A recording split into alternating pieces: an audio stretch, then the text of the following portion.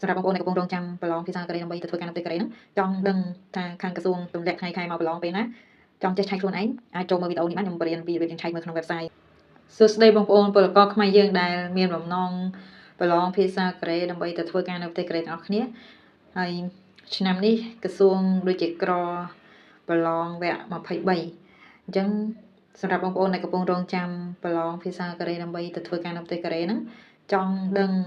ថាខាងក្រសួងទម្លាក់ថ្ងៃខែមកប្រឡងពេលណាចង់ចេះឆែកខ្លួនឯង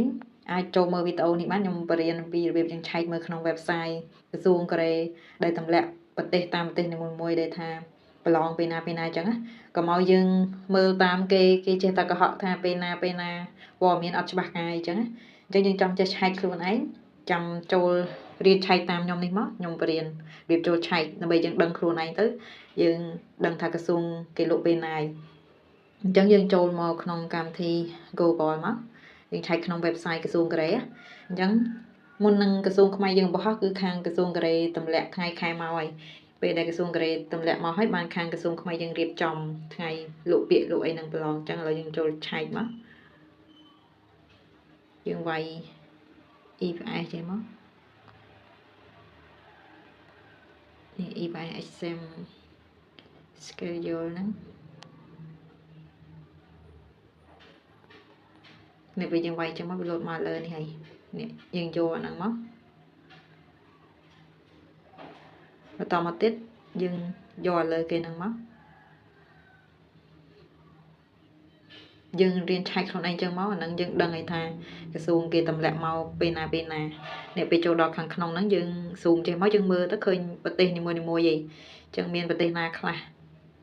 យើងមើលមកនេះស្រីលង្កាឡើយទេនេះស្រីលង្កាហើយយើងមើលមកនេះអូមកថាប្រទេសស្រីលង្កាអញ្ចឹងនេះគេដាក់ពីតាំងពី2025ខែ9ហ្នឹងអានេះកន្លែងperiod នេះកន្លែងគេមើលថ្ងៃខែដែលក្រសួងគេដាក់លក់ពាក្យថ្ងៃខែណាហ្នឹងអញ្ចឹងគេមើលកន្លែងហ្នឹងយើងមើលអញ្ចឹងមកហើយដល់ពេលអាកន្លែង test date នេះកន្លែងយើងចាប់ផ្ដើមប្រឡងពីថ្ងៃណាទៅគេលក់ពាក្យហើយបានគេចាប់ផ្ដើមប្រឡងហើយតមកបានវាចេញលទ្ធផលខាងនេះអញ្ចឹងមើលមកខាងទាំងអស់នេះអត់តមានប្រទេសខ្មែរយើងទេមានតែស្រីលង្កាហើយប្រទេសនេប៉ាល់ហ្នឹង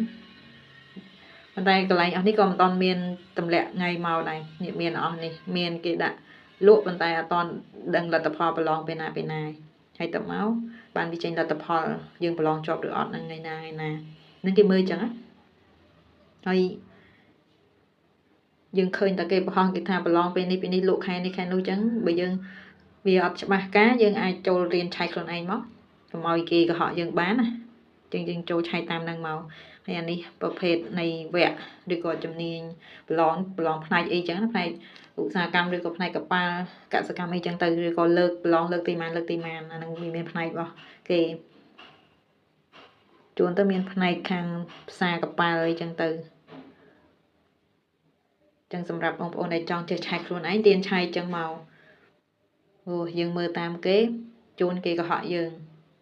ថាពេលនេះចឹងទៅប៉ុន្តែជាក់ស្ដែងអត់តន់មានទម្លាក់មកទេហើយវាមានតារាងរបស់វាទី1ទី2ចឹងទៅនេះតារាងទី1នោះបានន័យថាតារាងចុងក្រោយគេមកអស់ហើយតារាងចុងក្រោយវានៅខាងដំបូងគេមកអស់អញ្ចឹងយើងចង់មើលទី2ទៀតអាហ្នឹងតាំងពីរៀងខែមុនទៀតចឹងទៅនេះឃើញតាំងពីខែ8នេះខ្មែរយើងនេះពេលដែលគេលក់ផ្នែកនេះទេផ្នែកជំនាញពិសេសនេះគេដែរ skill worker special ហ្នឹងបានន័យថាជំនាញពិសេសអ្នកធ្វើការជំនាញពិសេសខាងភាសាដៃទេអញ្ចឹងមិនមែនជាវគ្គ23ដូចយើងប្រឡងទូទៅធម្មតាហ្នឹងទេហ្នឹងគេមើលអញ្ចឹង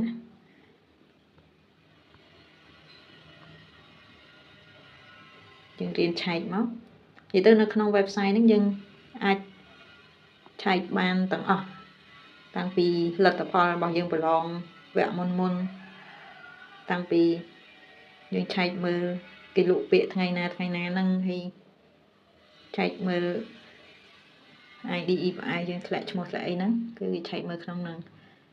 ហើយនៅច្រើនទៀតយើងអាចរៀនឆែកបានតាមហ្នឹង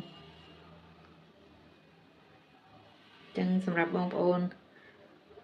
មានចង្អល់ផ្សេងៗអាច comment សួរខ្ញុំបានហើយយើងរៀនឆែកតាមនឹងមក